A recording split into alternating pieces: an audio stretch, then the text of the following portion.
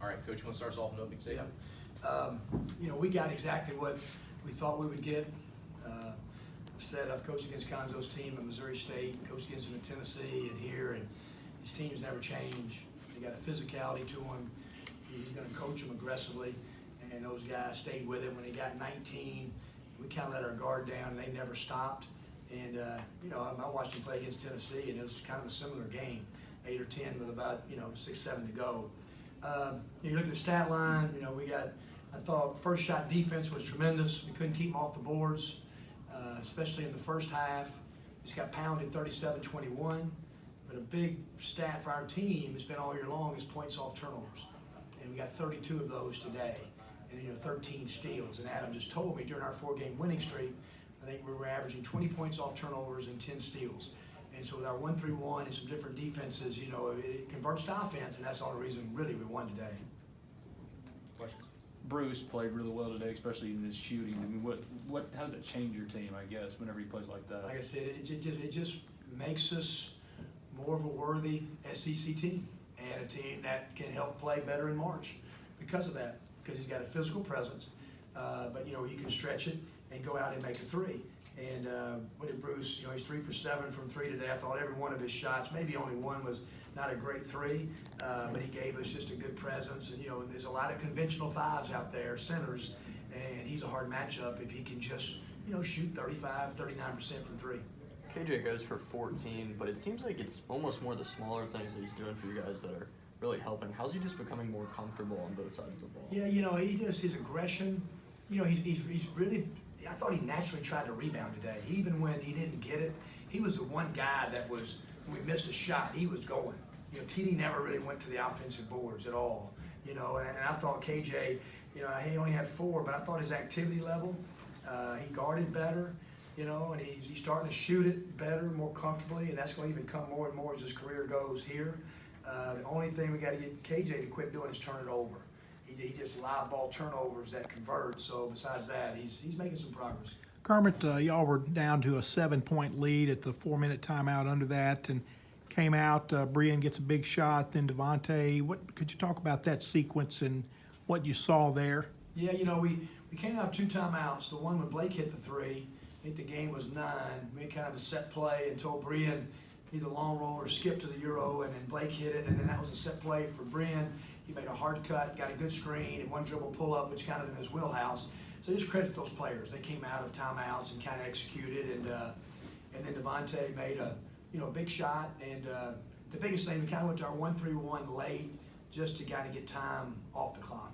You guys drew several charges tonight. I don't know how the number 4 or 5 maybe. Is that a product of communicating on defense that's starting to come together? In our losing streak, we weren't doing that. In our winning streak, we have done much better, probably averaging 3 to 4. And it's amazing what correlates with winning, and you're exactly right. We were protecting the rim. We don't really have rim protectors, as far as a guy just go block shots. But that's kind of our rim protection, getting our heels outside the arc and trying to draw knockdowns. Kermit, you got asked after the state loss about things spiraling, and you kind of dismissed that, citing the way the team practiced. Is that kind of what led you to believe that they would play their way out of it? Because a year ago with this same group, things kind of did spiral and things went down. Yeah, it wasn't a fair question. I just, like you said, you come, and I answered it that day. I said, if you now ask me this and our team won't practice or respond to me and be receptive to coaching with no physicality, then I'll tell you, yeah, our team's spiraling. But our team played. They were practicing, attention to detail. We just happened during that week before, tied it on a 25-footer, and guy had 2 layups to tie it with a minute something to go to Mississippi State, who's been ranked all year. So it's just a life in the SEC. I didn't foresee 4-game winning streak. I knew our team was going to bounce back and play better. How much more confident is your team right now than maybe it was during that 3-week stretch where you couldn't close out games? Where obviously you closed one out at Auburn, and tonight when Missouri made a little run, you guys just popped them. Yeah, and confidence, comes from doing hard things over and over and over again. And I think that you get that, but when you can, again, go back to practice, being able to do hard things over and over in practice, and it lends you with the tough situations that you can play. And I just think that's what happened. When you win on the road, it breeds unbelievable confidence. It does. And we're 4-2 on the road in the SEC. When a team, you start taking a team, and then they just know that they can go any environment and play, then that's a good thing. We're not there yet, but we are. You're exactly right. Our team is playing, thinking we're gonna win the game late.